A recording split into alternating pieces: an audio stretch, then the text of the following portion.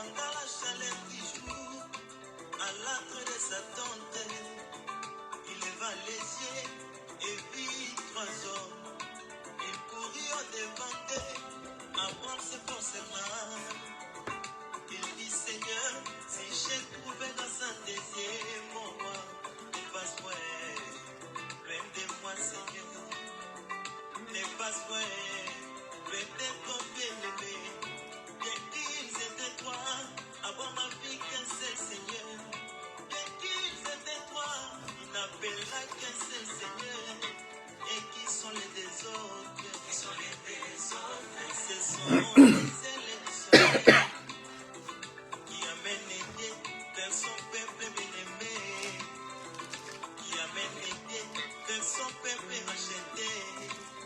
Dans la maison d'Abraham, Sarah a eu la promesse. On sait que moi j'appelle l'évangile éternel. On sait que moi j'appelle l'évangile de la grâce. Dans l'évangile éternel, il est la loi et le témoignage.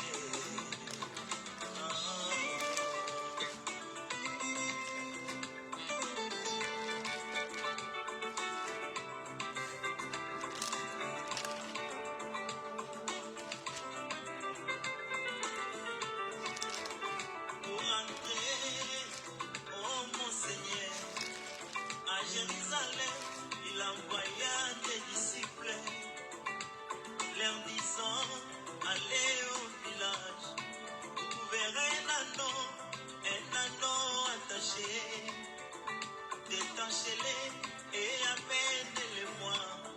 Si quelqu'un vous demande, vous direz le maître en a besoin. Ils allèrent et amènèrent l'anneau. Pour la délivrance de l'anneau, il ne parlait que des disciples. Pour la délivrance de l'anneau, il ne parlait que des disciples. Qui sont ces disciples? Qui sont ces disciples? Ce sont les ailes du soleil qui amènent Dieu vers son peuple bien-aimé. À leur présence, l'anneau fut délivré. À leur présence, l'anneau fut... Salut bien-aimés, saints du Seigneur, de partout où vous êtes, vous qui aimez la parole du Seigneur, vous qui dépendez de cette parole, que la grâce du Seigneur soit votre partage, de partout où vous êtes. Nous sommes le béni de l'Éternel.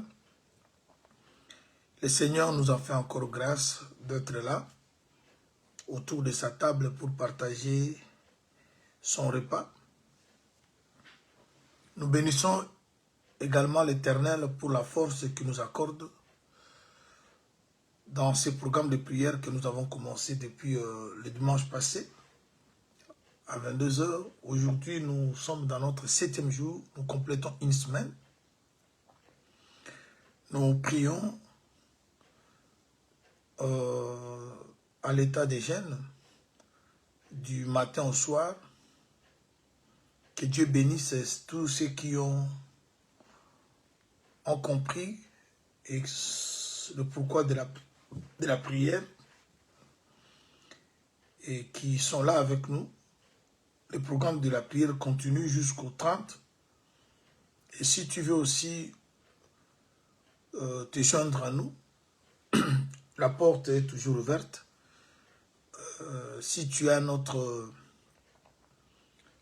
lien, parce qu'on prie sur Zoom, ça ne demande pas que, je m'excuse, que tu te déplaces. Il suffit simplement que tu puisses télécharger l'application Zoom et nous allons t'envoyer le lien. Et les liens pour en avoir, vous nous envoyez votre numéro WhatsApp et nous vous envoyons également les liens. Et mon numéro WhatsApp, c'est le 0044 77 10 45 29 82. Si vous m'écrivez, Et à partir de ces numéros, moi je vais vous renvoyer le lien. Et je vous demande aussi, bien aimé, de partager le lien de notre chaîne YouTube. Parce que après cet enseignement, nous allons commencer aussi par la grâce du Seigneur faire des directs sur YouTube. Et il y a des enseignements que nous allons devoir mettre là dans la chaîne. Alors, il sera important que vous partagiez le lien avec les autres. Chers bien-aimés, nous continuons avec notre sujet, notre thème. Merci beaucoup, bien-aimé Farid. Que Dieu vous bénisse pour le service que vous rendez au sein. Chaque fois, vous êtes souple pour écrire le verset. Ça facilite beaucoup d'autres bien-aimés.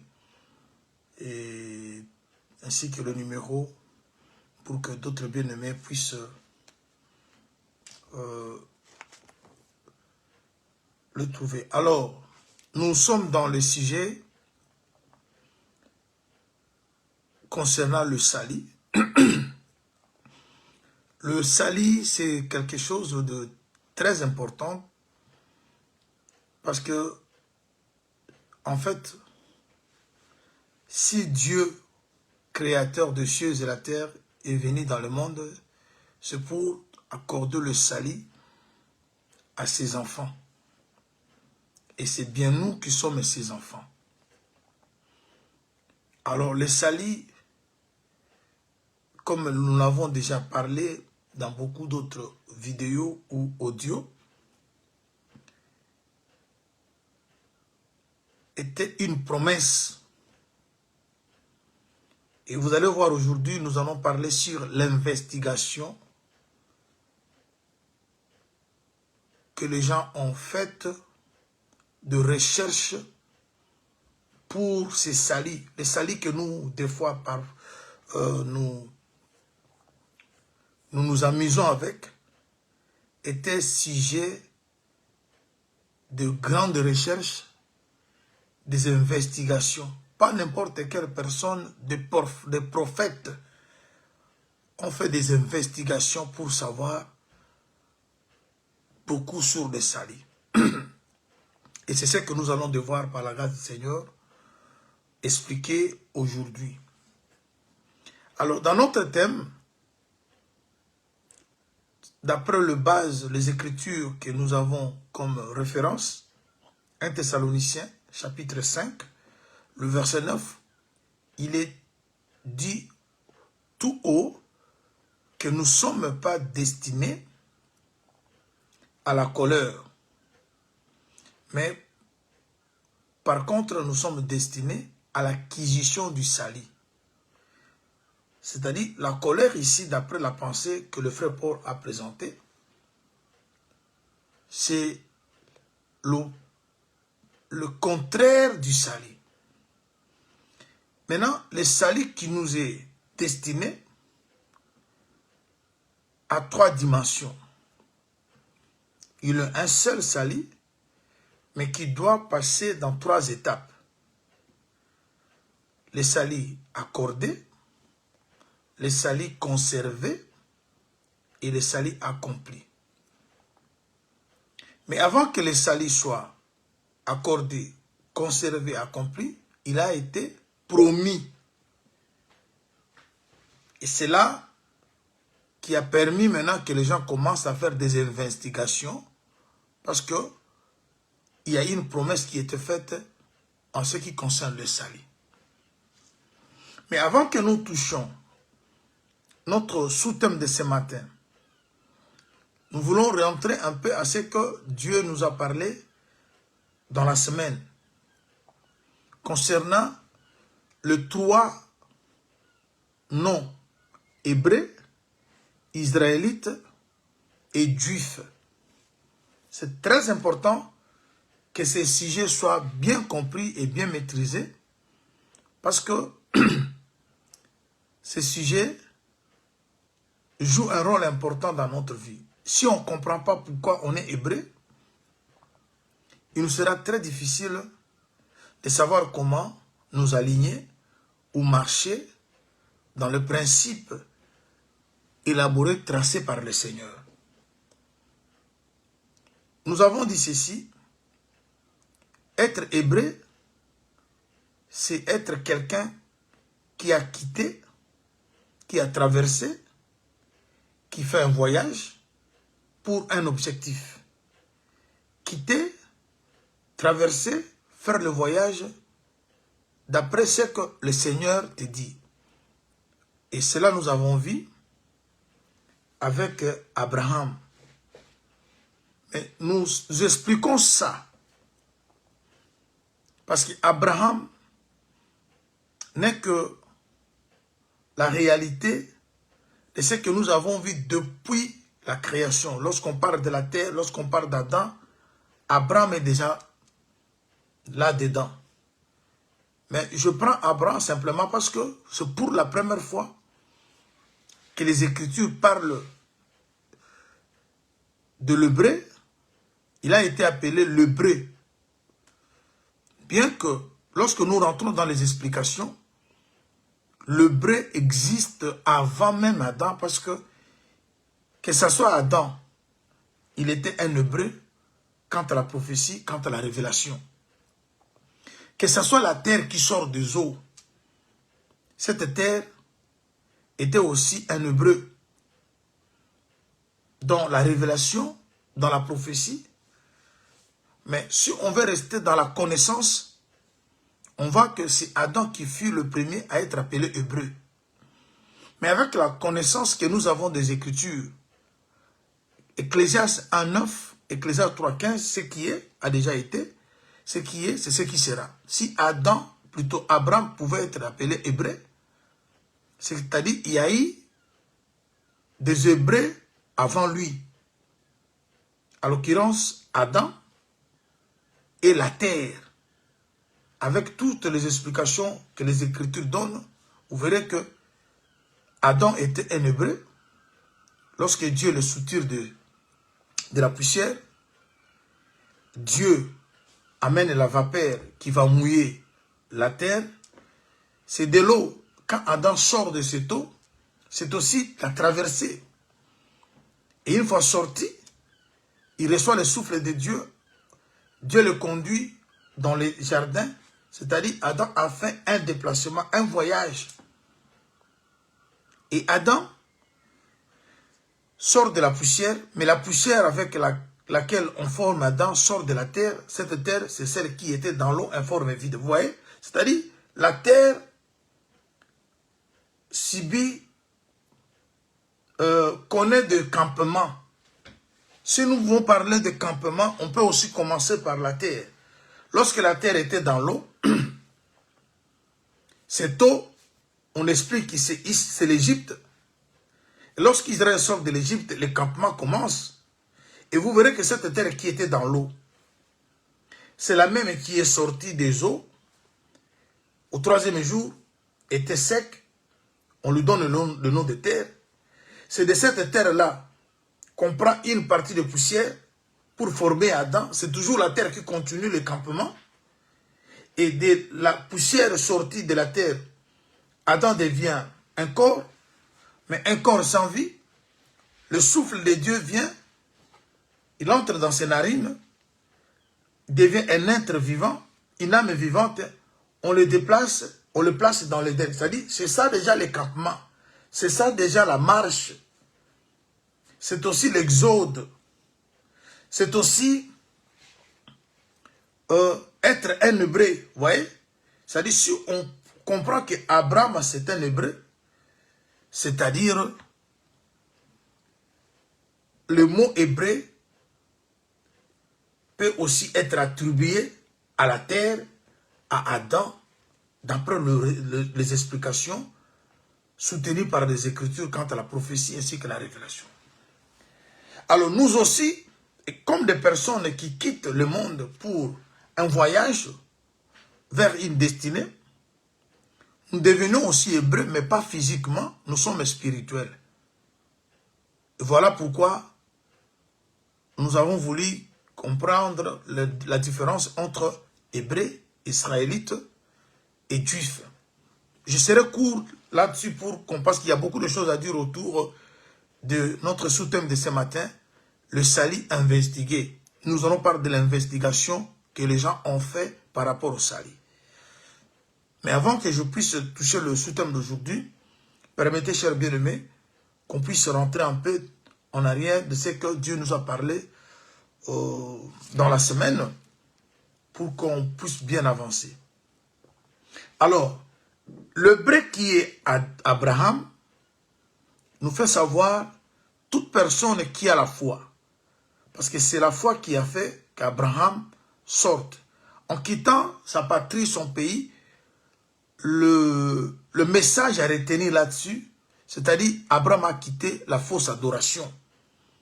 Parce que Josué 24, premier au second, même au troisième, nous montre que le parent d'Abraham, Terach, c'est son papa, il était un adorateur des idoles, de faux dieux. Et quand Dieu veut faire des choses avec quelqu'un, il doit te séparer avec la fausse confession.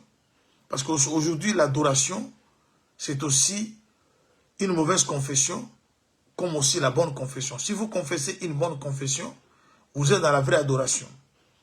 Alors, c'est la foi. La foi vient de ce qu'on attend. Ce qu'on attend vient de la parole de Christ. Tout celui qui a la foi, il a le regard fixé sur la rémunération, c'est-à-dire il est aussi un hébreu, parce qu'il a traversé, parce que le mot hébreu veut dire traverser, passer, ainsi de suite. Nous étions arrivés au point de parler sur les Israélites. Les Israélites sont ceux qui sortent d'Israël. Mais pour être Israélite, il faut être descendant d'Israël. Israël, c'est qui? C'est Jacob qui devient Israël lorsque Dieu le bénit. Il demande la bénédiction, mais Dieu lui donne un nom, une identité. C'est-à-dire, on est hébreu parce que nous avons la foi. Cette foi nous a fait sortir de nos mauvais comportements, de tout ce qu'on avait de mauvais comme confession. Et nous marchons vers notre destinée. Là, nous tous nous portons ce nom d'hébreu. Mais nous sommes aussi israélites parce que Dieu nous a changé, il a changé notre identité. Celui qui marche avec Dieu, celui qui veut arriver à un objectif tracé par Dieu, il doit accepter une transformation. Il doit perdre son ancienne nature, l'ancien nom. Parce que la terre qui sort des eaux, lorsqu'elle est sortie, elle était appelée sec. C'est le sec. Mais Dieu donne au sec un nom terre. Ce n'était pas quelque chose qui est venu comme ça. Ecclésiaste 6, 10 nous dit, tout ce qui existe a été appelé par son nom. C'est-à-dire le sec avait son nom. Voilà pourquoi, lorsqu'il était encore dans l'eau, on disait que la terre était informe et vide. C'est-à-dire son nom existait déjà. Mais lorsqu'il était dans l'eau, comme il était dépouillé, il devait normalement être le sec. C'est-à-dire quand vous êtes sec, vous êtes aussi sans vie. Mais lorsque le sec sort, le nom qui lui a été réservé est donné. Alors lorsqu'on pose la question à Jacob, quel est ton nom? Jacob répond, mon nom c'est Jacob. Et Jacob n'avait pas la connaissance qu'il avait un autre nom au ciel. Parce que les noms qui sont écrits au ciel, ce n'est pas le nom de Marlin. Parce que je peux changer mon nom par des circonstances qui nous arrivent. Vous arrivez dans, parce qu'il y a beaucoup de frères aujourd'hui, ils n'ont pas leur nom qu'ils avaient lorsqu'ils étaient petits. Vous arrivez dans un coin, vous changez le nom, vous devenez peut-être anglais, vous devenez belge, vous devenez je ne sais pas quoi, portugais. Et vous allez avoir un nom qui est portugais. Mais le nom qui est dans le livre de vie ne change pas. Alors il faut se poser la question, quel est ce nom? Rappelez-vous de Luc, Jésus qui dit aux disciples lorsqu'il revenait de la mission qui leur a été confiée, ils étaient tous joyeux parce que les démons leur ont été soumis. Jésus dit, ne vous réjouissez pas parce que les démons vous sont soumis, mais réjouissez plutôt parce que vos noms sont écrits dans les cieux. Et les noms qui sont écrits dans les cieux, qui sont-ils? Et c'est ce qui maintenant se passe. On pose la question à Jacob, ce qui était son nom. Il dit, mon nom c'est Jacob. Dieu va maintenant lui révéler que non, tu as un autre nom. Le nom invisible. Parce qu'au début de cet enseignement, ne vous perdez pas, on avait dit que Dieu a créé les choses visibles ainsi que les choses invisibles. Et c'est dans l'invisible qui se cachent nos solutions, qui se cache notre destinée. Même les sorciers ne savent pas. Ils peuvent connaître d'autres choses, mais le secret de Dieu, c'est que Dieu veut pour toi. Pourquoi les gens mettent de points dans la vie des autres? C'est parce qu'ils ne connaissent pas ce que le lendemain peut affronter. Le lendemain appartient à Dieu. C'est Dieu qui connaît les choses qui peuvent arriver au lendemain. Voilà pourquoi on donne à Jacob le nom d'Israël comme une bénédiction. Alors maintenant, tout celui qui sort de Jacob constitue maintenant ce qu'on appelle Israélite. Alors maintenant, nous aussi, comme des personnes qui ont subi une transformation, qui portent un nom nouveau, parce que la promesse a été faite dans beaucoup des Écritures concernant le nom nouveau qui doit nous être donné. Et le nom nouveau n'est que la nature. Rappelez-vous de ce que Jacques parle, que nous portons un beau nom. Quel est le beau nom que nous portons? Si c'est le nom de chrétien. Vous voyez? Parce que lorsque une femme a un époux, c'est là que le nom nouveau doit lui être donné. Et l'époux, comme Ésaïe 62 parle que la terre aura un époux. Vous voyez? La terre qui va avoir l'époux. L'époux de la terre, c'est le ciel. Quand la terre a l'époux qui est le ciel, c'est-à-dire l'identité céleste est donnée à la terre. Voilà pourquoi l'apôtre Paul dira, comme nous avons porté l'image du terrestre, nous porterons également l'image du céleste. Je prends 1 Corinthiens chapitre 15. 1 Corinthiens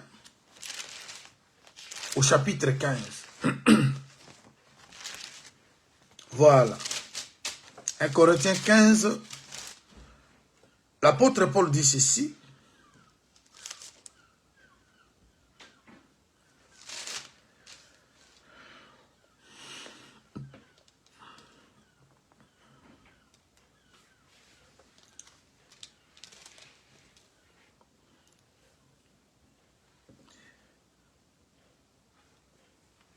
Nous sommes au chapitre 15, je lis le verset 45. C'est pourquoi il est écrit, le premier homme Adam devint une âme vivante, et le dernier Adam est devenu un esprit vivifiant. Mais ce qui est spirituel n'est pas le premier, c'est ce qui est naturel. Ce qui est spirituel vient ensuite. Le premier homme tiré de la terre est terrestre. Le second homme est du ciel. Tel est le terrestre, tels sont aussi le terrestre.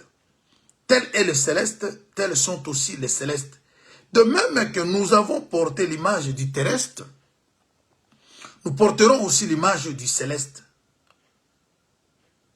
Vous voyez? C'est-à-dire, lorsque la terre a l'époux, un époux, et maintenant, l'identité de l'époux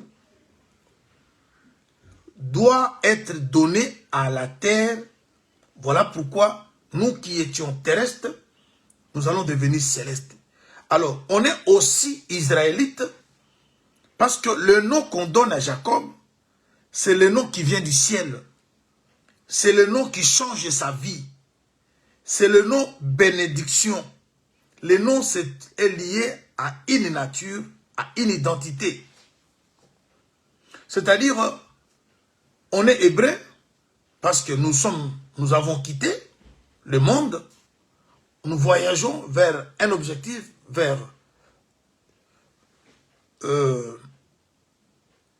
notre destinée. Nous sommes israélites parce que nous sommes des personnes transformées et nous avons trouvé un époux et l'identité de l'époux nous est donnée. Et voilà pourquoi nous sommes chrétiens. Ce qu'ont appelé les apôtres chrétiens, c'était des observateurs. Ils ont vu qu'ils avaient en eux le caractère, le comportement de Christ. Christ est l'époux, les apôtres, les disciples sont l'épouse.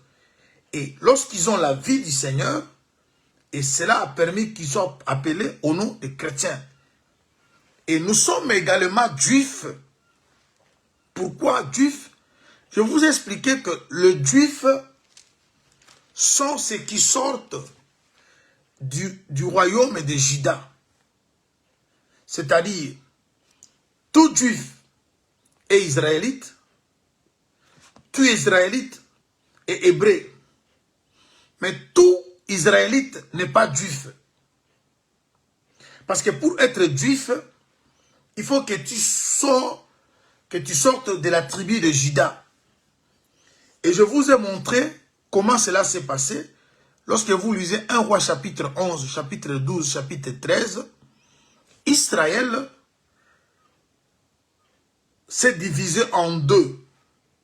10 tribus ont formé le royaume qu'on appelle le royaume d'Israël, avec comme capitale Samarie. Et maintenant, tous ceux qui appartenaient à ces 10 tribus, on les appelait Samaritains. Alors, il y a eu 2 tribus qui ont constitué le royaume appelé le royaume de Juda. Et quelles sont ces tribus? Juda et Benjamin. Et ceux qui sortaient maintenant de ce royaume de Juda, on les appelait Juifs. C'est là où la différence s'est établie entre Samaritains et Juifs. Tous sont Israélites, mais les uns sont Samaritains, les autres sont Juifs. Voilà pourquoi, lorsque Jésus parle aux apôtres, écoute ces choses. Permettez que je prenne cette écriture, c'est important. Je suis dans Matthieu. Matthieu chapitre 28, si je ne me trompe pas.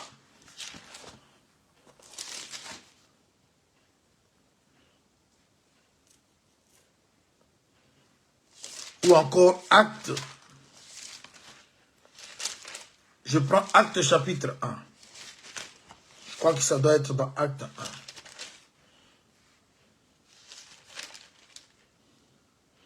Nous sommes dans Actes chapitre 1.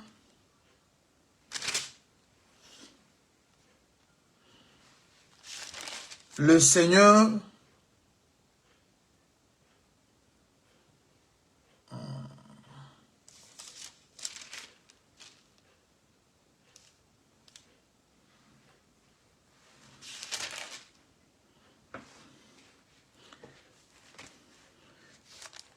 voilà. Il va dire ceci à ses disciples. Ne sortez pas de Jérusalem. Restez-y jusqu'à ce que vous recevrez la puissance d'en haut. Vous serez mes témoins à Jérusalem, à Judée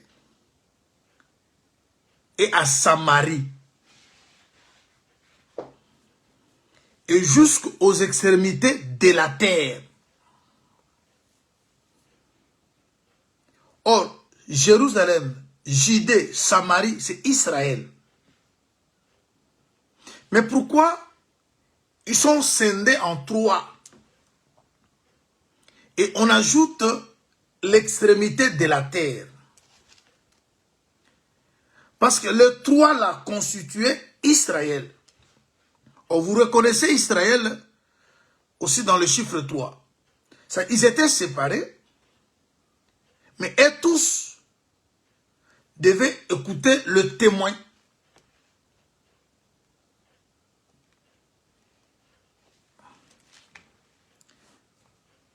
Et tous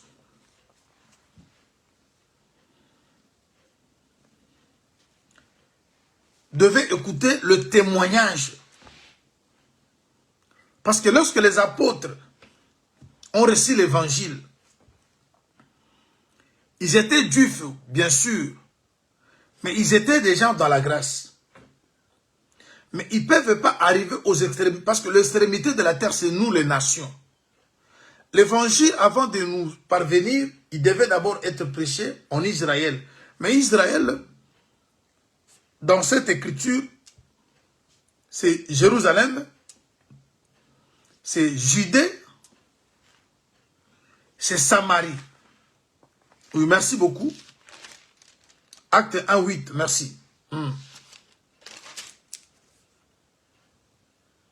Le Seigneur précise où les témoignages, son témoignage sera prêché.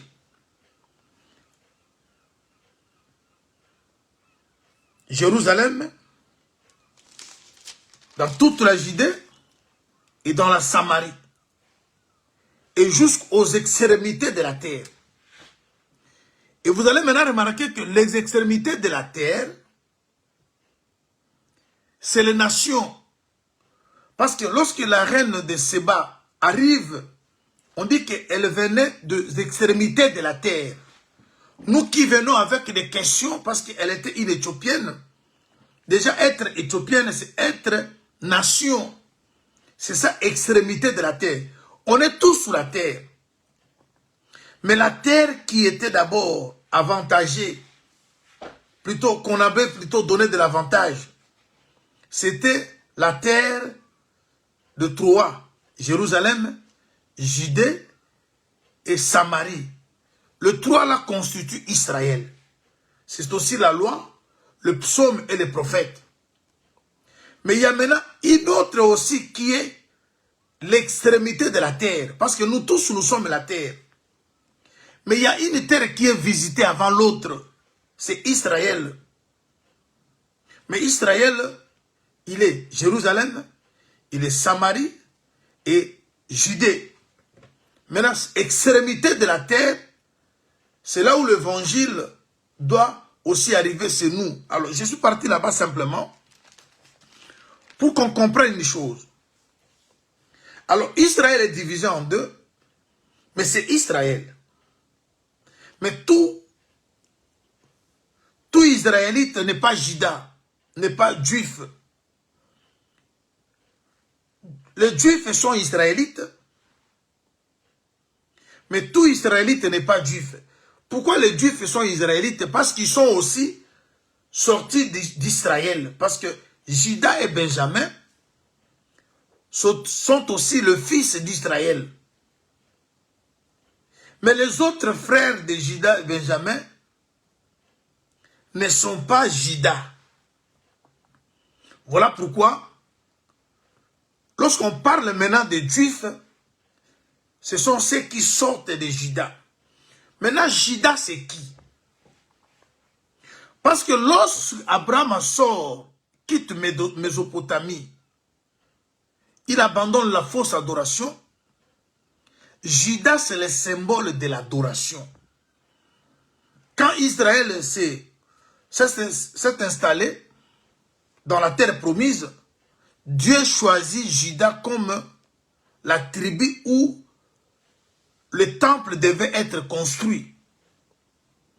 Et dans ce temple-là, les gens venaient pour adorer.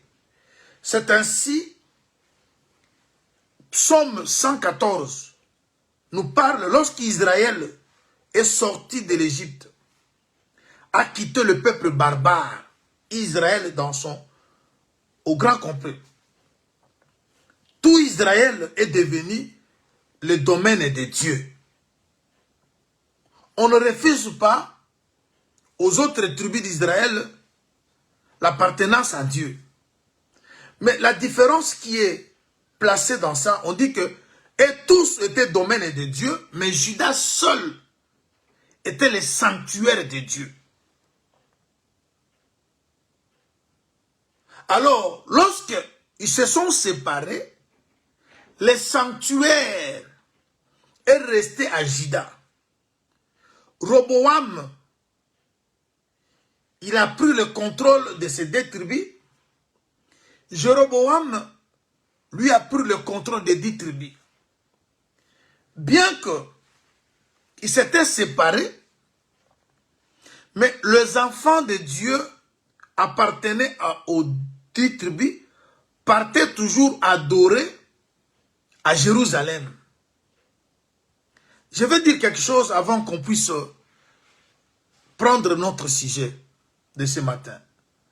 On peut avoir des petits soucis, des petits différends entre nous, mais on ne doit pas changer le lieu d'adoration. Ne changeons pas le lieu d'adoration à cause de nos petits différends. Vous savez, chers bien-aimés,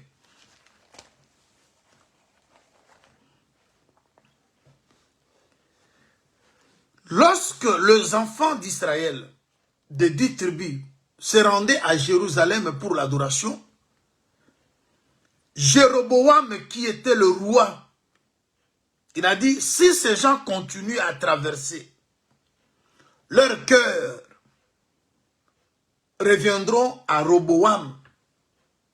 Et qu'est-ce qu'il fait? Pour son intérêt à lui. Aujourd'hui, beaucoup des enfants souffrent parce que les hommes de Dieu ne cherchent pas l'intérêt de Dieu. Beaucoup de soi-disant hommes de Dieu, ce sont eux qui sont à la base des divisions entre le peuple de Dieu. Parce qu'ils veulent toujours avoir des gens pour leur intérêt et non pour l'intérêt de Christ. Alors, je disais ceci. Bien-aimés, on peut avoir des différends, on peut avoir des petits soucis parce que on est dans la marche. Il y a des petits problèmes qui peuvent surgir, mais ne détruisons pas l'adoration. Qu'est-ce qui se passe? Jéroboam, il gérait les 10 tribus. Je vais lire. Jéroboam gérait 10 tribus. Et Roboam gérait 2 tribus. Écoutons le verset 25. Je suis dans 1 Roi chapitre 12. Dans son verset 25, je commence par là. Jéroboam bâtit Sichem sur la montagne d'Éphraïm et il demeura, puis il en sortit, il bâtit Péniel. Jéroboam dit à son cœur, le royaume pourrait bien maintenant retourner à la maison de David. Si ce peuple monte à Jérusalem pour faire des sacrifices dans la maison de l'Éternel, le cœur de ce peuple retournera à son Seigneur, à Roboam, roi de Juda. Ils me tueront et retourneront à Roboam, roi de Juda. Après avoir demandé conseil, le roi fit 2 veaux d'or. Il dit au peuple, assez longtemps, vous êtes montés à Jérusalem. Israël, voici ton Dieu qui t'a fait sortir du pays d'Égypte. Il plaça l'un de ses veaux à Bethel, il mit l'autre à Dan. Ce fut là une occasion de pécher. Le peuple alla devant l'un de veaux jusqu'à Dan. Jéroboam fit une maison de haut lieu, il créa des sacrificateurs pris parmi le peuple n'appartenant point aux fils de Lévi. Il établit une fête au 8e mois, le 15e jour du mois, comme la fête qui se célèbre en Juda.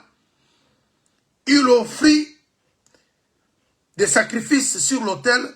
Voici ce qu'il fit à Bethel, afin qu'on sacrifie au veau qu'il avait fait. Il plaça à Bethel le prêtre de haut lieu qu'ils avaient élevé.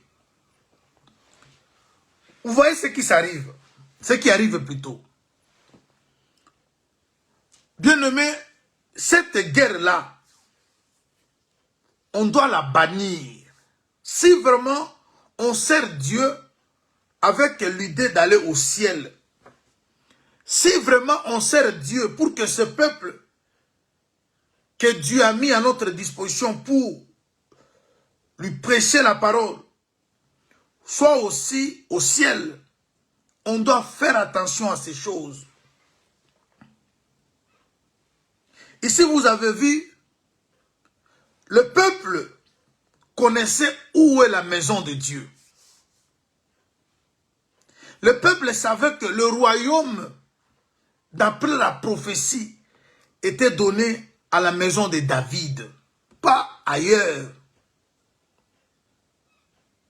Mais à cause de notre égoïsme, nous voulons toutefois changer les choses. Vous savez, ça se fait dans beaucoup d'églises. Aujourd'hui, dans les églises, c'est la politique qui règne. Vous arrivez dans une église, vous trouvez les gens qui servent Dieu. Ils sont des gens là que les autres ont laissés, mais vous voulez tous les effacer.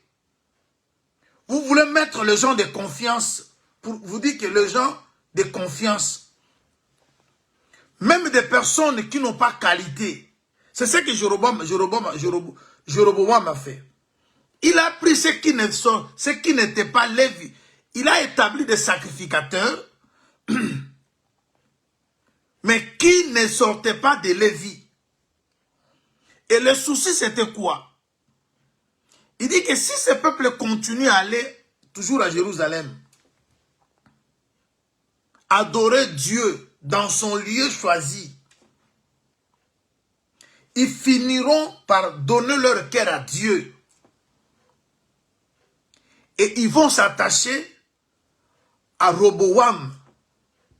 Alors pour les empêcher,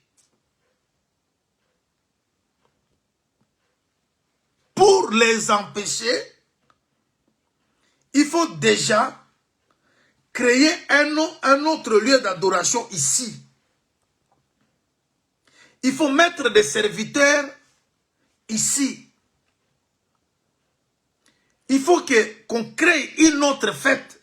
Parce que les fêtes en Israël se terminaient au 7e mois. Toutes les 7 fêtes étaient célébrées du 1er mois au 7e. Il n'y avait pas eu une fête le 8e mois. Alors cet homme crée une fête comme la fête qui se célèbre à Juda, mais il va la placer au 8e mois. Tout ça, c'est quoi? Il était en train de chercher comment empêcher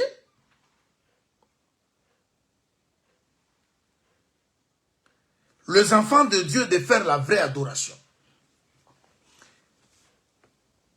Or, le lieu d'adoration, c'est dans Juda. Si vous n'êtes pas dans Juda, vous ne ferez pas une vraie adoration. Parce que l'adoration doit se faire en esprit et en vérité. Mais Juda, c'est le chiffre 4. 4, c'est la délivrance. Il est écrit, vous connaîtrez la vérité et la vérité vous affranchira. Alors, du moment où la vérité n'est plus prêchée, du moment où la vérité n'est pas l'objectif, croyez-moi, frère bien-aimé, tout ce qu'on fait, c'est pour notre ruine. Ça peut être beau, ça peut être apprécié des gens, mais aussi longtemps que le soubassement, le fondement n'est pas la vérité, c'est foutu. Jéroboam ici et Roboam sont comme les prédicateurs. Parce qu'un roi, c'est un chef du peuple. Et beaucoup d'autres choses qui se passent aujourd'hui parmi les fidèles, ce sont les prédicateurs qui sont promoteurs, qui sont instigateurs. Parce qu'ils ont des intérêts égoïstes. Ils ne cherchent pas l'intérêt de Dieu. Ils cherchent leur gloire. Vous pouvez avoir des petits soucis, mais laissez la parole telle qu'elle est prêchée. Vous vous êtes séparés, vous ne vous attendez pas sur un point comme sur un autre. Mais qu'on ne touche pas à l'adoration. Qu'on n'empêche pas les enfants de Dieu aller adorer dans le lieu choisi par Dieu. Il y a ceux qui interdisent même aux fidèles qui sont dans leurs assemblées, n'écoutez pas tel prédicateur. Non parce que ces prédicateurs prêchent le mensonge, mais c'est parce qu'ils craignent qu'en écoutant ces prédicateurs, leur cœur tournera à Dieu. Parce que les grands problèmes, on prêche pour que le cœur soit attaché à Dieu. Mais si vous commencez à empêcher les gens d'écouter l'évangile, qui fera que leur cœur soit attaché à Dieu? Mais vous servez qui? Parce que nous servons Dieu en prêchant cette parole à ses enfants pour que leur cœur soit attaché à lui. Alors, être juif, c'est savoir faire la vraie adoration. Voilà pourquoi le frère, le Seigneur Jésus va dire à la femme samaritaine, vous adorez ce que vous ne connaissez pas. Mais nous adorons ce que nous connaissons, car le salut vient des Juifs. Ce sont les Juifs qui sont les vrais adorateurs. Pourquoi ils sont vrais adorateurs? C'est parce que le sanctuaire de Dieu, d'après Psaume 114, n'est pas donné à une autre tribu si ce n'est que Juda. On peut tous être le domaine de Dieu, on peut tous appartenir à Dieu, mais tout le monde n'est pas appelé à prêcher la bonne parole. Il y a ceux qui doivent se déplacer, écouter Juda. Bien-aimé, le salut, on peut tous servir Dieu.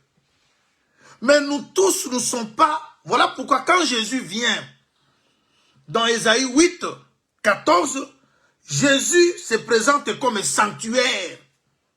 Car c'est le Seigneur Jésus qui est le vrai Juda, le vrai Juif. Alors, si nous sommes Juifs, c'est de nous que doit venir le salut.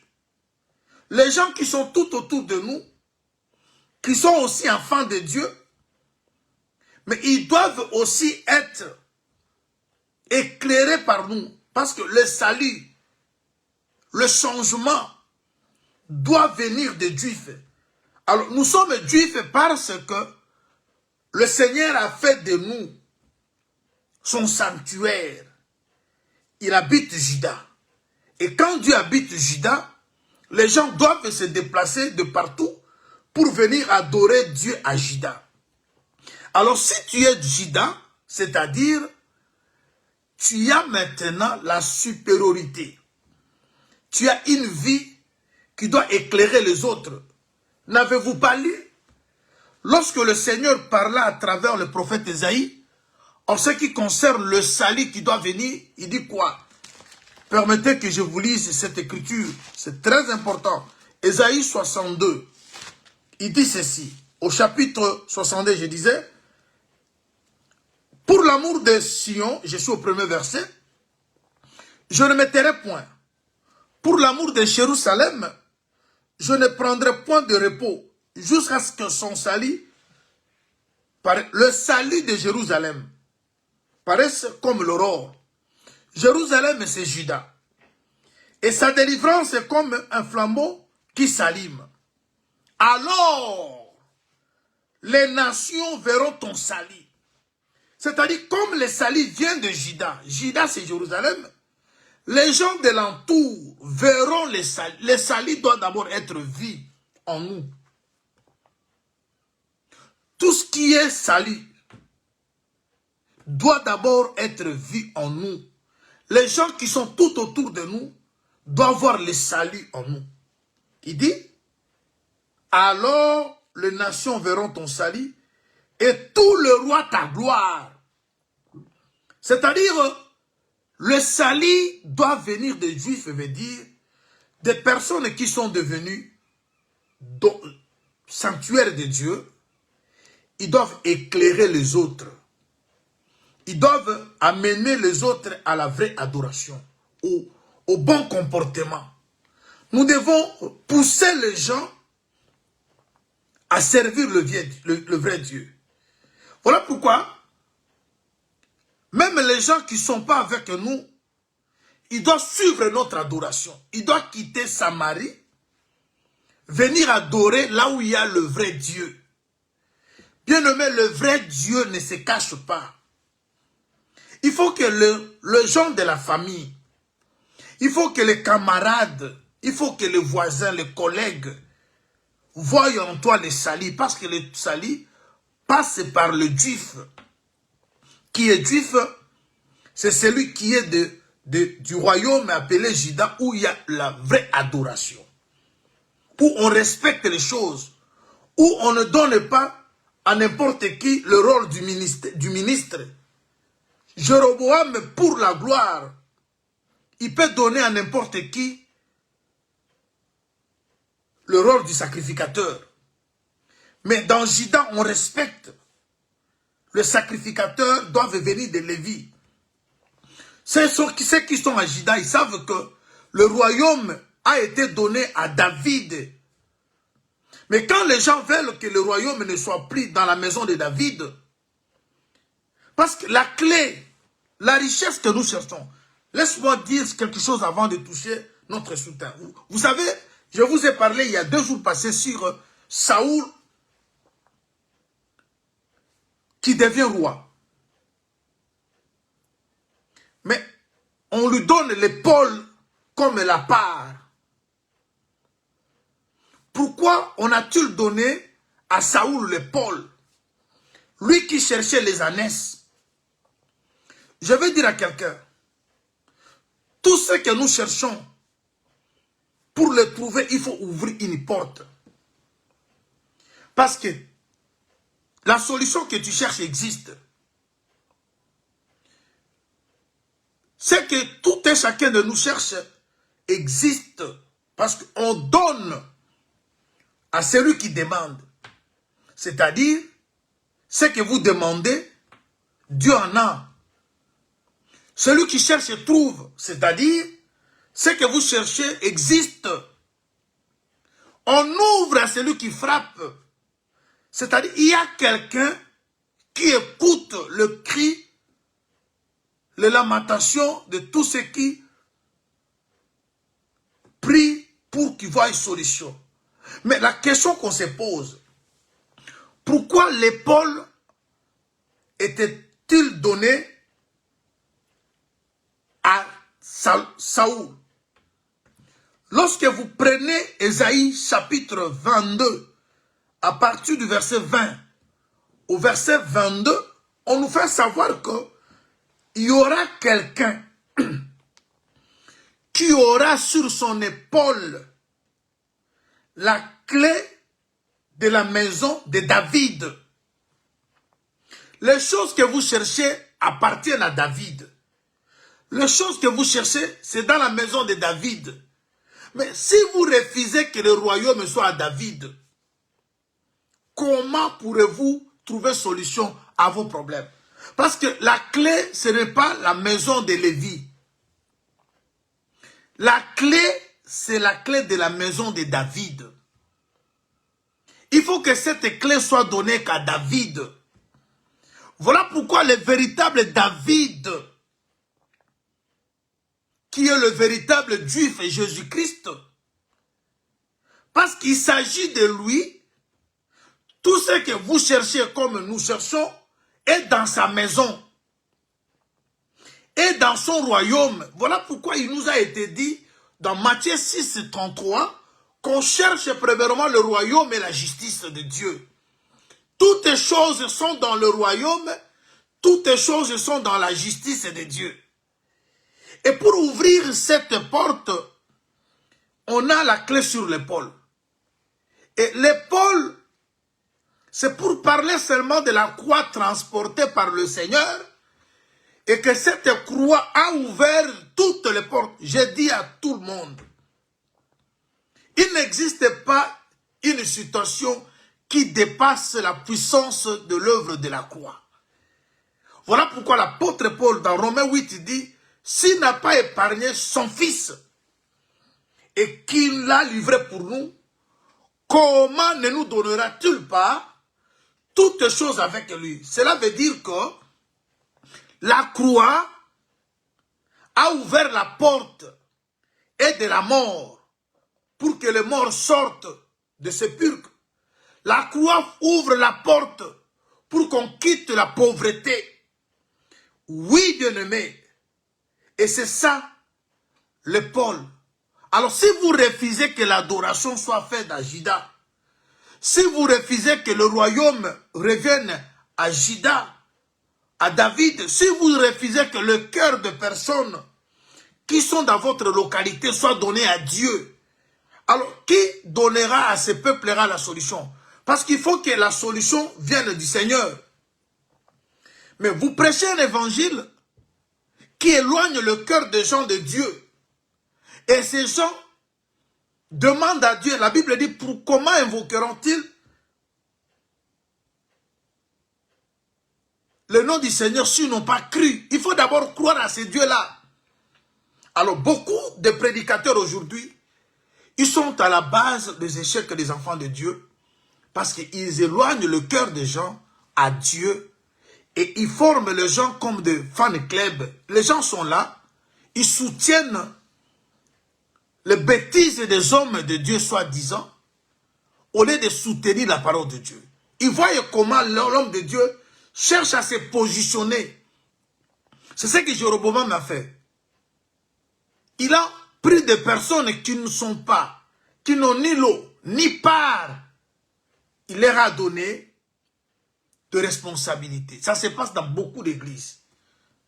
Où vous verrez que le prédicateur, il est en train de déclasser ceux qui servent Dieu pour mettre à ses côtés ses cousins qui n'ont ni grâce, qui ne se sont pas convertis, parce qu'ils veulent se protéger. Pour que je reste ici, il faut que je puisse avoir des gens qui doivent me protéger. Bien-aimé, un homme de Dieu, un serviteur de Dieu n'est protégé que par celui qui lui a donné le mandat. Servons Dieu dans la sainteté, dans la crainte de Dieu. Le Seigneur va protéger ton règne. S'il faut que tu restes des années ou comment, c'est Dieu qui va te soutenir. Mais quand tu cherches à être soutenu par les hommes, et tu déclasses et tu repousses ceux qui doivent servir Dieu pour que le cœur des gens revienne au Seigneur, vous êtes Jéroboam. Et Jéroboam a changé l'adoration. Et maintenant, ça a devenu compliqué. Alors, nous sommes, mes chers bien-aimés, aussi juifs. C'est-à-dire, il faut veiller sur l'adoration. Il faut veiller sur les personnes qui doivent sacrifier. Ils doivent être des lévites. Il faut veiller sur les fêtes. Il faut que les fêtes ne soient pas au 8e mois. Il faut respecter ce qui a été prêché. La Bible dit, si quelqu'un vient, il vous annonce des choses que nous n'avons pas annoncées, qui sont anathèmes.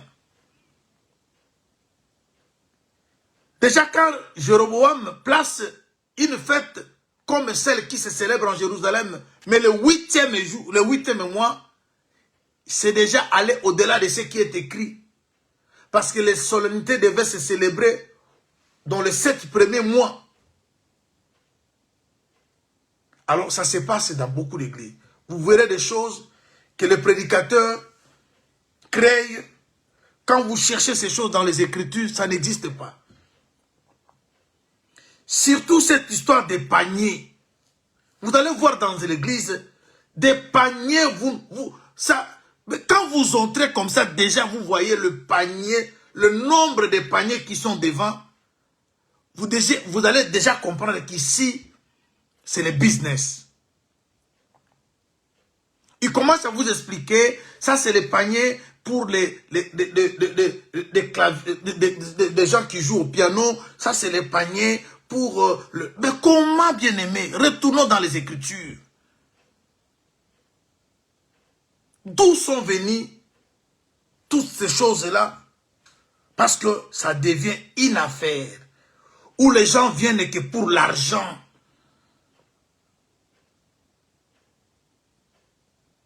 On reconnaît que on donne à celui qui a prêché. Si quelqu'un vous prêche la parole de Dieu, vous devez aussi lui donner des matériels. On reconnaît ça. On reconnaît que l'Église doit aussi donner des offrandes. Si vous pouvez mettre des paniers, ça se comprend. Les offrandes, les dîmes et consorts, si vous appelez ça, mettez ça dans un même panier. Mais vous mettez, ça c'est pour l'église, ça c'est pour le chantre, ça c'est pour le veuve. Mais tout ça c'est quoi? Retournez dans les Écritures.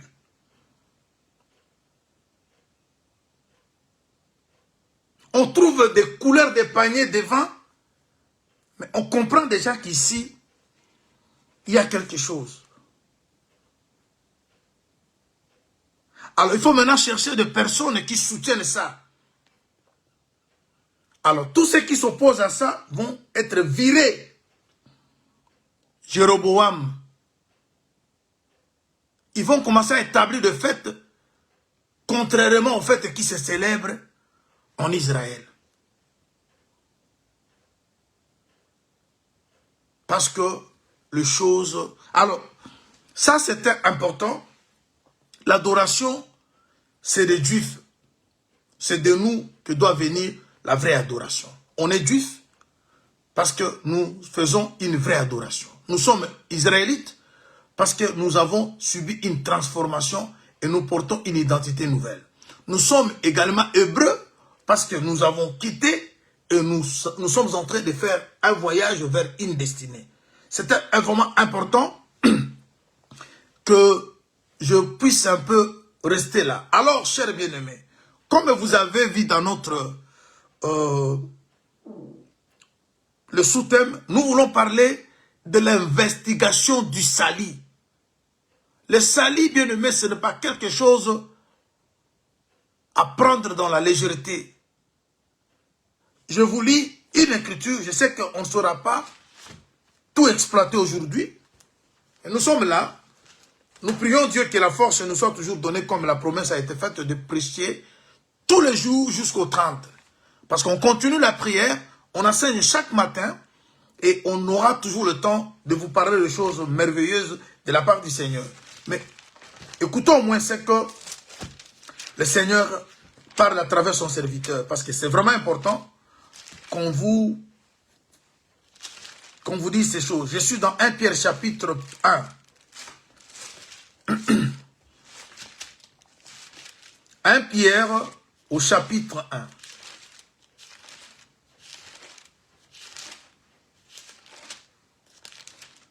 Voilà. Je lis à partir du verset 8. 1 Pierre 1, 8.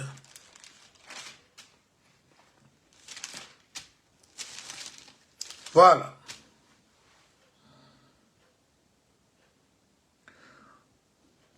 Vous l'aimez sans l'avoir vu?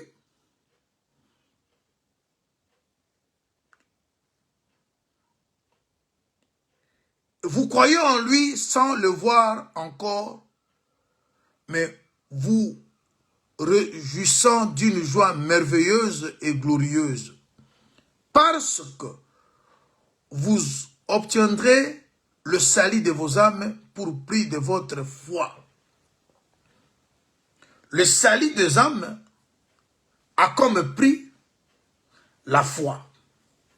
La foi, c'est quoi? C'est croire sans voir. Alors, on continue.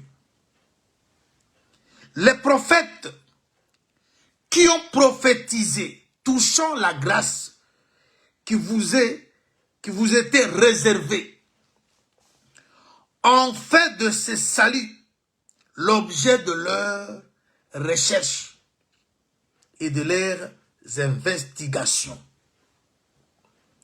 Il voulait sonder l'époque et les circonstances marquées par l'esprit de Christ qui ont été en eux et qui attestaient d'avance les souffrances de Christ et la gloire dont elle serait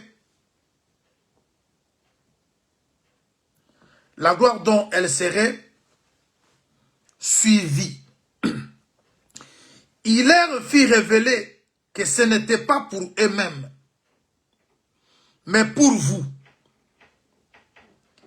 qu'ils étaient le dispensateur de ces choses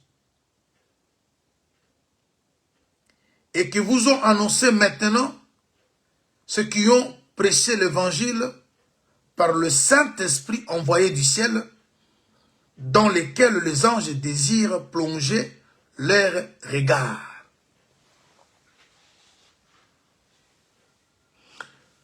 Il y a eu des investigations de recherche qui ont été faites sur le salut. Voilà pourquoi je vous ai dit que le salut était une promesse. Mais ici, remarque frère, on parle des anges, des prophètes ont fait des investigations.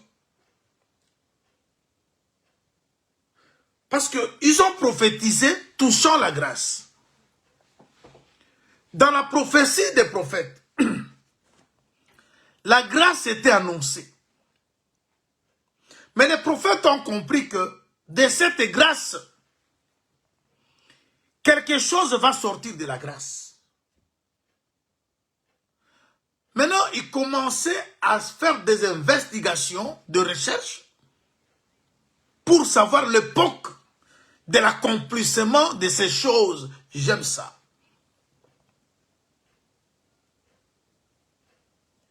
Et les circonstances marquées. Bien-aimés, ne vous amusez pas lorsque nous disons que Dieu est le maître des temps et des circonstances. Ça dit beaucoup. Je vais vous expliquer quelque chose là-dessus, bien que le temps ne va pas permettre, mais ne vous dérangez pas. Revenez demain à 6 h, heure de Londres, on va continuer avec ça. Mais j'ai encore une quinzaine de minutes. Je crois que le Seigneur permettra qu'on dise aussi d'autres choses par sa grâce qui seront très importantes pour notre vie. Ici, je vous fais savoir que les prophètes ont prophétisé, touchant la grâce. C'est-à-dire, leur prophétie annonçait la venue de quelque chose. Et cette venue, c'était la grâce. Parce que la grâce, c'est une alliance. Et la loi, c'est une autre. Et les prophètes prêchaient dans la loi. Et leur prophétie annonçait la venue de la grâce. Maintenant, ils savaient, parce qu'ils avaient l'esprit de Christ, ils savaient que de cette grâce sortira quelque chose.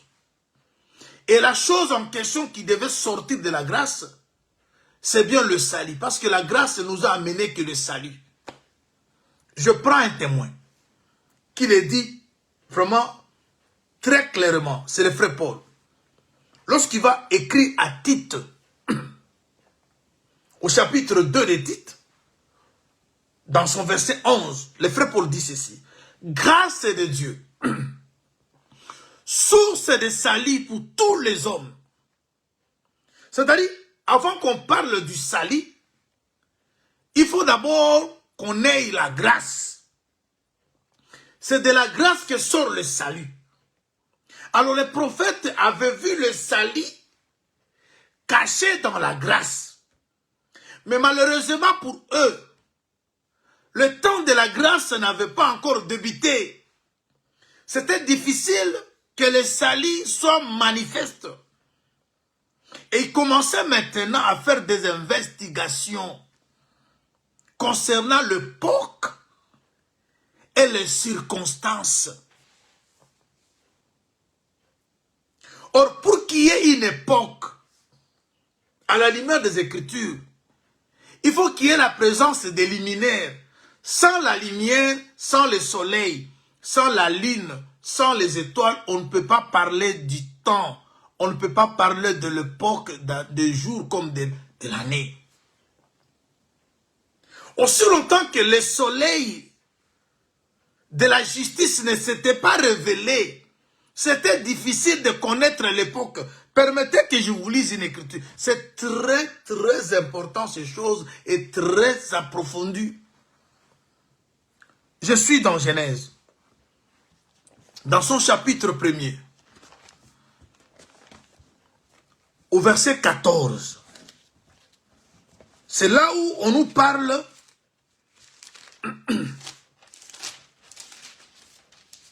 regardez, chers bien-aimés.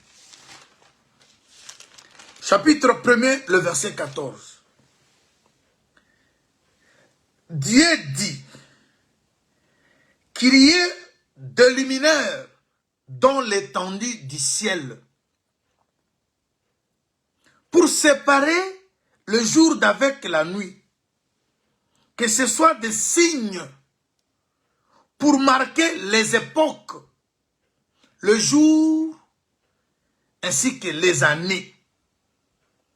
C'est-à-dire, vous ne pouvez pas compter les temps. Voilà pourquoi, quand on rentrera à l'éternité, lorsque vous lisez la prophétie d'Ésaïe, d'Ézéchiel, on nous parle que le soleil, les étoiles, ainsi de suite, tomberont. Parce que pour retourner, pour qu'on commence à vivre l'éternité, parce qu'à l'éternité, il n'y a pas la notion de temps. Oh, la présence du soleil, la présence de la lune comme des étoiles nous aide à compter les temps.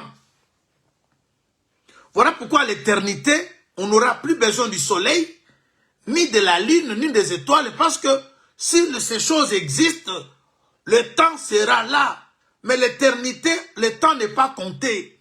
Voilà pourquoi avant qu'on retourne à l'éternité, le soleil, la lune, les étoiles qui marquent les époques, les jours et les années tomberont. Voilà pourquoi vous remarquez, chers bien-aimés, dans le lieu très saint, il n'y avait pas de lumière. Il n'y avait pas de lumière. La lumière qui éclairait dans le lieu très saint, ce n'était que la gloire de Dieu.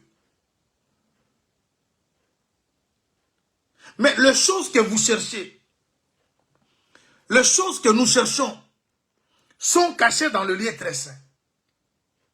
Voilà pourquoi nos réponses sont mystères, sont invisibles. Quand les gens pensent que ta vie s'arrête ici, mais derrière le voile, il y a une autre vie. Parce que derrière le voile, il y avait le coffre.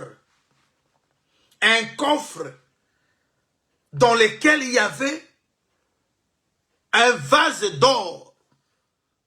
Et dans le vase d'or, il y avait la manne cachée. Il y avait la verge d'Aaron. Il y avait le table de l'alliance.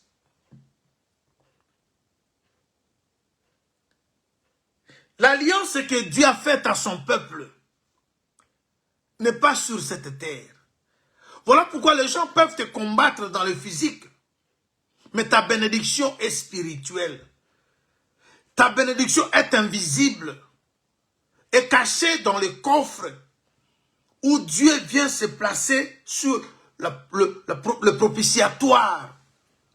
Alors je vais dire ceci, chers bien-aimés, rassurez-vous que le salut que nous avons aujourd'hui était l'objet des investigations. Ce n'est pas le moindre personne qui ont fait des investigations. On dit que les prophètes,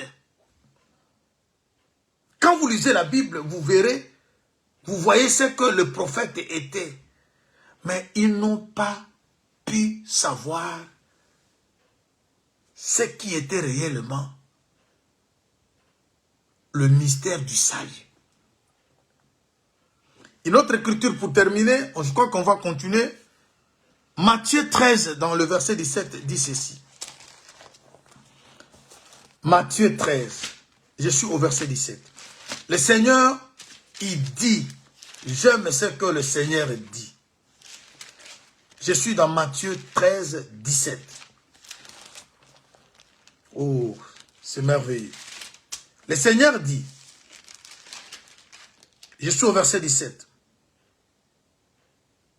Je vous le dis en vérité, beaucoup de prophètes et de justes ont désiré voir ce que vous voyez et ne l'ont pas vu, entendre ce que vous entendez et ne l'ont pas entendu.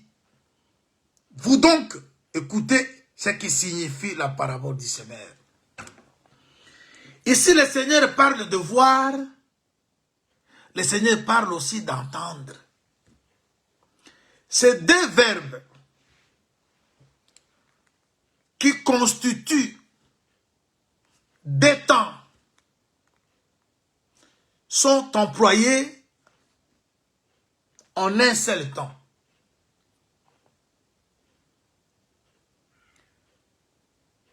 Beaucoup de prophètes et de justes. Si on peut compter les justes, Abraham fut un juste. Abel aussi était un juste. On dit beaucoup de justes. Voilà pourquoi ta justice, quand on te dit chercher premièrement le royaume et la justice, c'est-à-dire on te demande de chercher une justice qui est supérieure à celle qu'on possédait le jour le bien-aimé d'autrefois. Parce qu'ils étaient justes, mais ils n'ont pas pu voir ni attendre les choses. Voilà pourquoi le Seigneur a dit, si votre justice ne surpasse pas la justice des scribes et des pharisiens, mais pharisiens et scribes sont des prédicateurs de Moïse, ils ne prêchaient que Moïse, mais ils n'ont pas pu voir ni entendre. Parce que le salut était un mystère. Et les prophètes étaient en train de faire des investigations sur ça. Mais ce qui les a bloqués, c'était d'abord la grâce. Aussi longtemps que la grâce ne s'était pas révélée, on ne pouvait pas non plus comprendre le salut. Parce que le salut sort de la grâce. Voilà pourquoi l'apôtre Paul dit, la grâce de Dieu, source de salut, a été manifestée. Ce n'est pas le salut qui est manifesté d'abord, mais c'est la grâce qui s'est manifestée pour que le salut maintenant sorte comme. Alors aussi longtemps maintenant que la grâce n'était pas manifestée, bien que leur prédication annonçait la venue de la grâce, mais la grâce restait un mystère. On ne pouvait pas comprendre le salut. Vous savez, chers bien-aimés, je suis dans Genèse chapitre 18. Le 3 hommes arrivent chez Abraham, on dit que c'était à la chaleur du jour. Tu vois? C'était la chaleur du jour. Lorsqu'on parle de la chaleur du jour, c'est-à-dire le soleil est au zénith. Et là, l'un de trois personnes va dire à Abraham, à cette même époque, l'année prochaine, mais à cette époque, l'époque est reconnue par la présence des luminaires. Comme c'était le soleil, l'époque était reconnue. On dit que Sarah aura un enfant. C'est-à-dire, l'époque n'est comprise que lorsqu'il y a la lumière. Alors, voilà pourquoi vous verrez Josué, lorsqu'il combattait, pour venger, il avait besoin de la présence du soleil. Le soleil devait s'arrêter. La ligne de son côté, pour que Josué récupère ou puisse venger. Et nous avons besoin de ce soleil, de cette lumière. Voilà pourquoi le salut a été présenté comme la lumière. Quand Jésus est né, à l'âge de 8 jours, Luc 2, 31, 32, 33, lorsqu'on l'amène chez Siméon, Siméon parle de Jésus comme salut et comme lumière. Oh, les prophètes servaient dans l'obscurité. Ce n'était pas possible de comprendre le salut parce qu'il aurait fallu que la grâce soit d'abord dévoilée. Et vous qui foulez la grâce aux pieds, il vous serait très difficile de comprendre le salut. Parce que c'est le salut qui a tout pour votre bien-être. Mais il faut d'abord comprendre la grâce. Parce que c'est la grâce qui est la source du salut. Bien aimé, je vais chuter en vous disant ceci. Parce que je parlais des circonstances. Oui. Pour qu'on fasse tout dans la vie, tu as besoin que Dieu t'accorde le temps. Aussi une circonstance. Si Dieu ne t'accorde pas le temps, tu ne feras rien. Tu peux être intelligent. Tu peux être comment, mais si Dieu ne t'accorde pas le temps,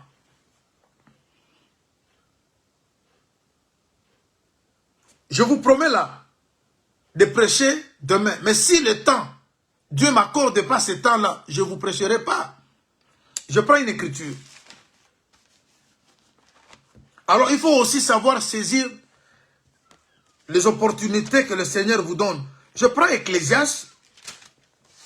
Je suis au chapitre 9. Ecclésiaste 9. Oui.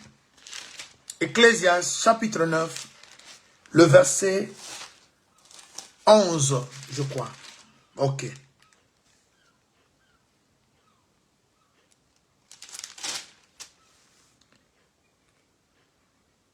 J'ai encore vu sous le soleil que la course ne point aux agiles, ni la guerre aux vaillants, ni le pain aux sages, ni la richesse aux intelligents, ni la faveur aux savants. Car tout dépend pour eux du temps et des circonstances. L'homme ne connaît pas l'homme ne connaît pas non plus son heure. Pareil aux poissons qui sont pris au filet fatal et aux oiseaux qui sont pris au piège comme eux. Et les fils de l'homme sont lancés au temps du malheur lorsqu'ils tombent sur eux tout à coup. Ce n'est pas parce que tu es savant. J'aime cette écriture. Parce que tu es savant que tu as la faveur. Non. Tu peux être savant. Mais si Dieu ne t'accorde pas le temps, ni la circonstance où les gens vont découvrir ton savoir, tu passeras inaperçu. Tu peux être intelligent.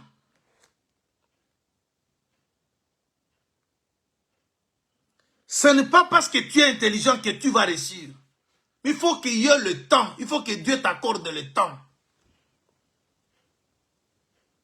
Et la circonstance. Pour que ton intelligence à toi puisse produire.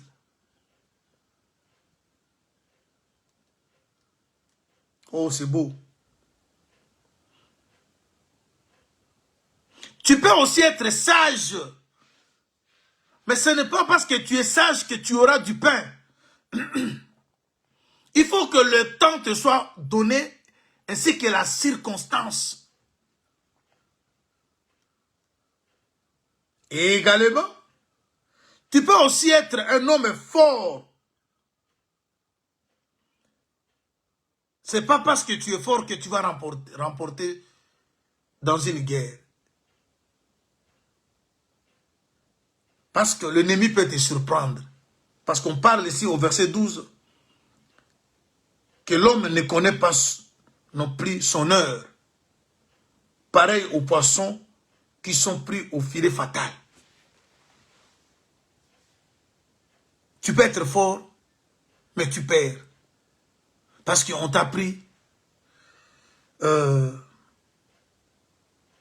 Tu es surpris. Le temps ne t'a pas... le temps ne t'a pas été accordé, ni la circonstance. Tu peux aussi savoir courir. Mais il faut que le temps te soit donné. Ainsi que la circonstance. Alors voilà, Dieu, c'est lui qui donne le temps.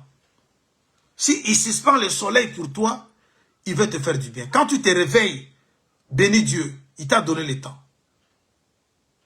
Parce qu'en dormant, tu peux être intelligent avec beaucoup de projets. Mais si tu ne te réveilles pas, tous ces projets partent plus tôt. Je vais terminer par cette écriture. Je suis dans Daniel au chapitre 2. Alors je reviendrai demain par la grâce du Seigneur pour vous parler de l'investigation du salut. Comment les gens se sont donné cette peine. Mais à nous, le salut s'est révélé. Par la grâce. Ne foulez pas la grâce aux pieds. Quand Dieu envoie des messagers te prêcher la parole de Dieu, c'est une grâce. Et c'est dans cette grâce-là que le salut va sortir. Je suis dans Daniel 2. Juste pour faire comprendre comment Dieu change le temps ainsi que les circonstances. Si Dieu veut te faire du bien ou Dieu veut te faire échouer, il peut changer le temps et de circonstances. Nous sommes dans Daniel. Je prends le chapitre 2, le verset 21. Le prophète dit ceci.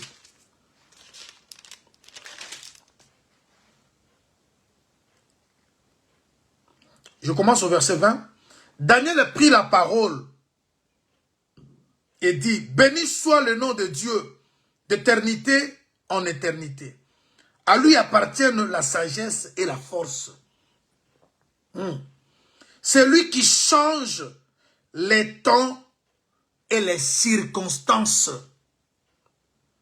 qui renverse et qui établit le roi, qui donne la sagesse aux sages et la science à ceux qui ont de l'intelligence. Si Dieu ne change pas le temps, parce que tu peux être là en train de vivre la nuit, et lorsque c'est la nuit dans ta vie, les bêtes se mettront en mouvement. Les bêtes féroces vont commencer à courir derrière leur proie.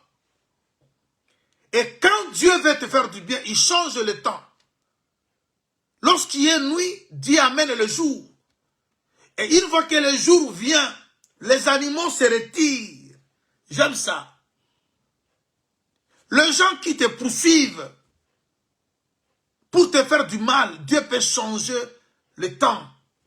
Parce qu'ils savent qu'ils opèrent la nuit. Ils aiment les ténèbres. Et quand Dieu apporte, voilà, cette lumière de la parole que Dieu t'amène, c'est pour changer les temps dans ta vie. Voilà pourquoi lorsqu'on veut trouver ce qu'on a perdu, on allume. Quand on cherche ce qui est perdu, on allume. C'est pour changer le temps. Le salut nous vient par la lumière. Le bonheur que nous attendons passe par la lumière. C'est une manière de Dieu de changer le temps, ainsi que les circonstances. Parce que si les temps et les circonstances ne te sont pas donnés, que tu sois fort, que tu sois comment, rien ne se fera. Mais celui qui peut changer les temps et les circonstances pour que tu puisses arriver à accomplir un projet, c'est Dieu. Ce n'est pas parce que tu es sage, ce n'est pas parce que tu es intelligent, ce n'est pas parce que tu es belle. Dieu peut changer de temps pour que tu te maries. Il a changé de temps. Sarah il avait l'âge, elle avait 90 ans. Mais Dieu a changé les circonstances. Il dit, à cette époque, l'année prochaine, oui, l'époque a intervenu. C'était l'époque dont l'homme parlait, c'était à la chaleur du jour. Lorsqu'il y a chaleur du jour, c'est-à-dire les ténèbres ne sont plus là. Sarah a été visitée en plein jour. Nous avons besoin d'être dans le jour pour que les choses merveilleuses s'accomplissent dans nos vies. Oui, les diplômes qu'on a, c'est bien, mais on a besoin du temps. On a besoin de la circonstance. On a besoin que Dieu crée des occasions, de l'opportunité. Il peut te connecter avec quelqu'un. Il peut créer une occasion pour qu'on puisse découvrir la sagesse, l'intelligence que tu as. Et une fois découvert, tu as employé. Qui a créé la circonstance? C'est Dieu, le maître des temps et des circonstances. Que Dieu vous bénisse, chers bien-aimés. Ne foulons pas la grâce aux pieds.